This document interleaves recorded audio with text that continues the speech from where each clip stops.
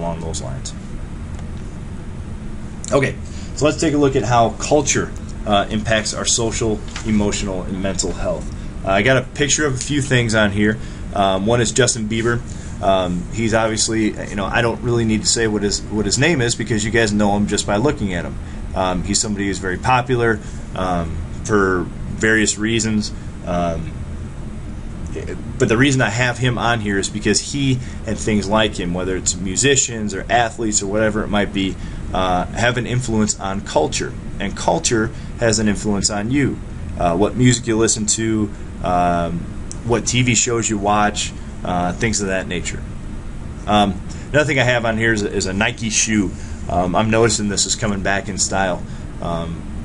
Nike shoes, dress is another important element of culture, right? There's if it isn't, why would somebody spend $100+ on a pair of tennis shoes, right? We make choices because we kind of want to fit in, and this fitting in, again, with that peer group thing. If your peer groups all has a certain kind of shoe or is dressing a certain way, it's natural for the individual to want to do that as well. Another element of culture is especially with middle schoolers are games, right? Xbox, probably talk about games. This one I have a picture on here is Clash of Clans in particular. I know we've been around talking about Clash of Clans, and other people have kind of heard about it and they've started playing too. It's a matter of wanting to belong to a social group. Games are a part of that too. Sports and activities such as band or different kinds of clubs are another really healthy way to have good peer groups and is another part of culture. Again, your friends, I know it was true for me. My friends were always usually the people that I played sports with. So the activities you do impact what your peer groups are going to be, and all that's part of culture. All that's part of culture.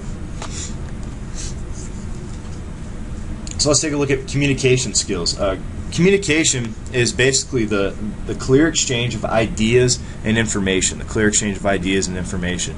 And you do this all the time without thinking about it. It can be anything from something really lighthearted to something more serious. But communication is basically a fundamental element of being social. And where this happens most is in relationships, and a relationship is a connection you have with another person or group.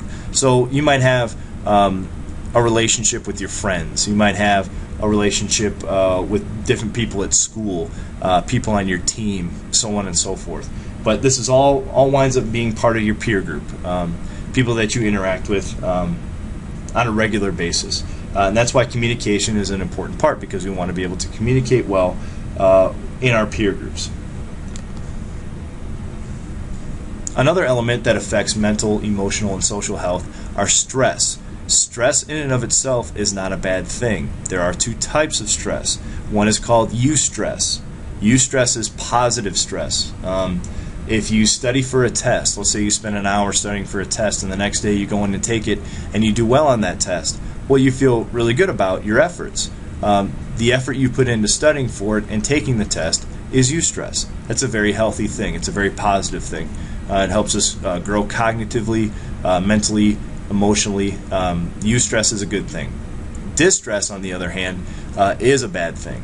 Distress is, take that test scenario again.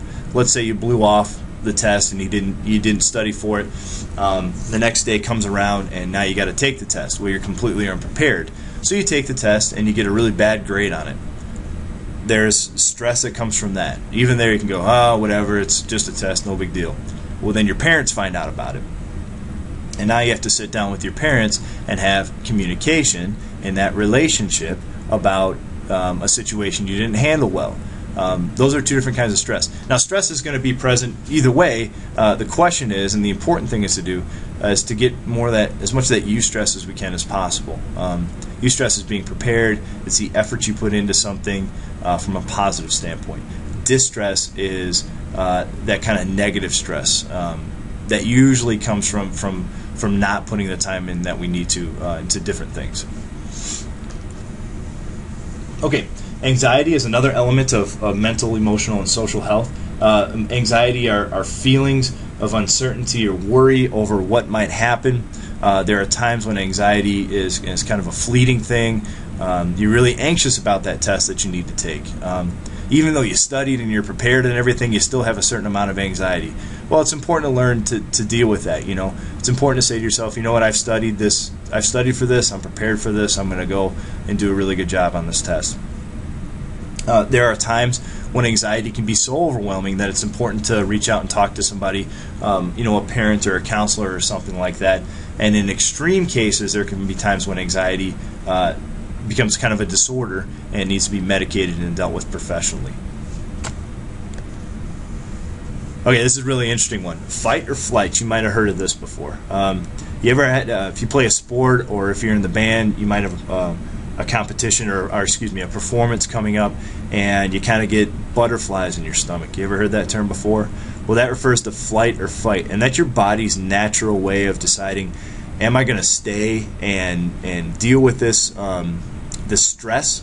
And I'm going to use the word stressor. Stressor is just something that causes stress. Or am I going to run from it? So when you're getting ready, say for a football game or a performance, you might have that I don't know if I can do it. It also call it nerves. It's you kind of deciding, you know what, I'm gonna do this and I'm gonna do a good job. That's kind of the fight. If you decide, I can't do it, and you just we would say kind of chickening out or whatever it might be, that might be the flight side of it. Okay, so fight or flight is a very natural feeling that people have when we're dealing with different circumstances. It's important to understand and identify that that's all that's happening and to deal with it in a healthy manner. Empathy. Empathy is a really important skill to have when you're working in relationships, when you're working in peer groups, and it's the ability to identify and share another person's feelings. Being empathetical is to understand how a person's feeling, why they're feeling that way, and be able to communicate that back to them. The reason that's important is because what that does is it validates where that person's position is, what their feelings are, how they're feeling about a certain situation. Again, we talked about conflict before. Empathy is a really important skill in dealing with conflict because it's really helpful to understand where the other person's coming from. You might have heard the phrase "walk a mile in my shoes." It's that kind of refers to just understanding where the other person is coming from, or how they're feeling, or what they're thinking about a certain topic, and that's what empathy is. Body language, when we're talking about communication, body language is a really important thing to be aware of. It's kind of a skill you acquire over time as you live and you're in social situations and you're talking and doing that kind of stuff. And you've probably seen this before if you think of your peer groups and talking to people. If you say something to somebody, they might turn around and brighten up and get really excited. Well, you know that they like what you had to tell them. In other cases, you might say something to somebody and they kind of slump over and look down and that kind of thing. Well, in that case, they might feel bad about what you had to say. But understanding body language is a really important skill when it comes to communication.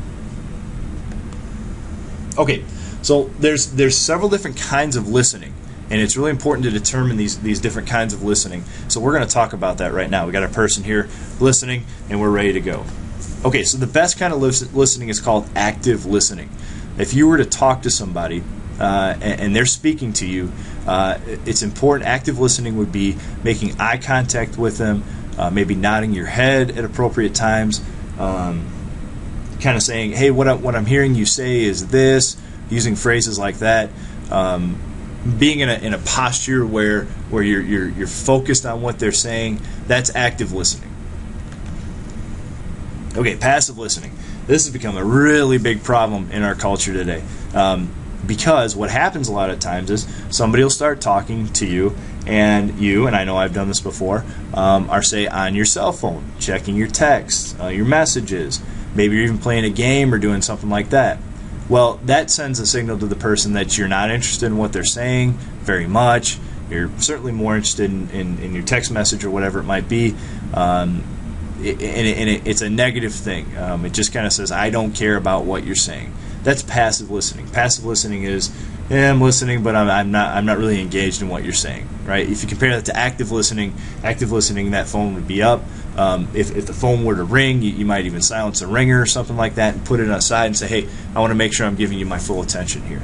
So that's active and passive listening. The third one is aggressive listening. And this is comes about a lot of times as an intimidation factor, right?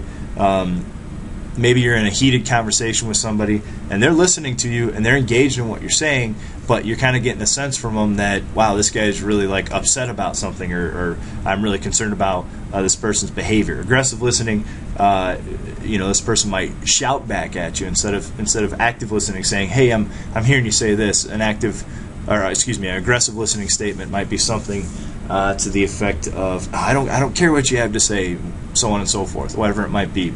Right? So if we look at these three, we have a spectrum. Passive is completely unengaged. Aggressive is way too engaged, almost to a point of anger or something like that. Active listening does a really good job of respecting where a person's at, understanding what they're saying to you, and communicates that you care about what they're saying, which is very affirming for the person who's talking to you. When I say affirming, I mean it says, hey, what you're saying is important. Okay? Assertive listening is kind of another way to say active listening. Assertive listening is just creating a sense of providing feedback while listening that indicates you have concern for and understand what the person is saying to you. This is a very, very important skill in life. It's very important to be able to have a back and forth, give and take conversation with the person about whatever it is you might be talking about. So that's assertive listening. Okay, iMessages. iMessages are really important, and it's a really good way to communicate. Let's say somebody says, "Hey, I didn't like how you handled that certain situation yesterday, whatever it might be.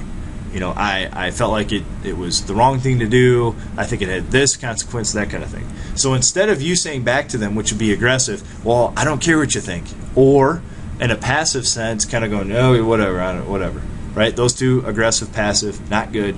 An iMessage allows you to be an assertive listener. Like, what you might say in this case is, okay, so what I'm hearing you say is you didn't like how I handled the situation, and you didn't like how I handled it for these reasons. Okay, well, let's talk about that. This is why I handled the situation that way. I thought this way about it, whatever it might be. And that person can then say back to you, okay, so what I'm hearing you say is you handled it this way. Communicating that way allows people to communicate to each other that they understand what each other's perspective is.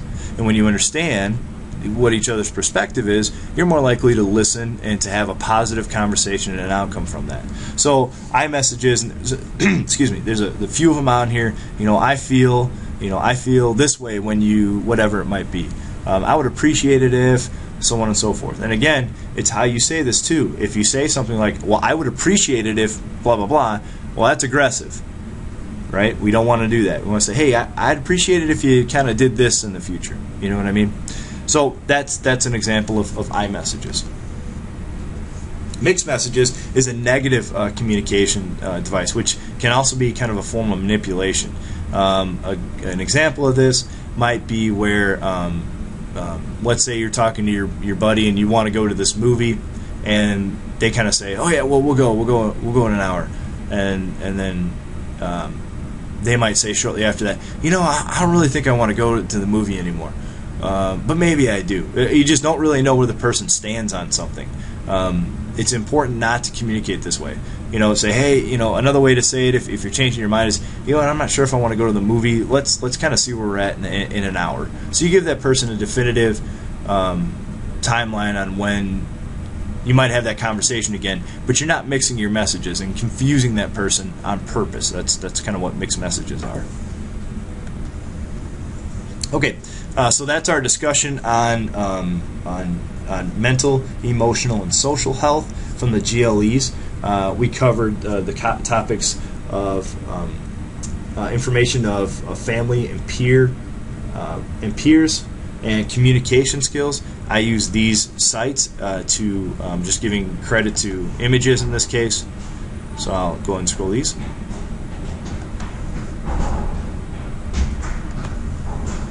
And thanks a lot. Make sure that you're pausing. If you have any questions, let me know. Make sure that you're pausing the video and doing the reflective questions.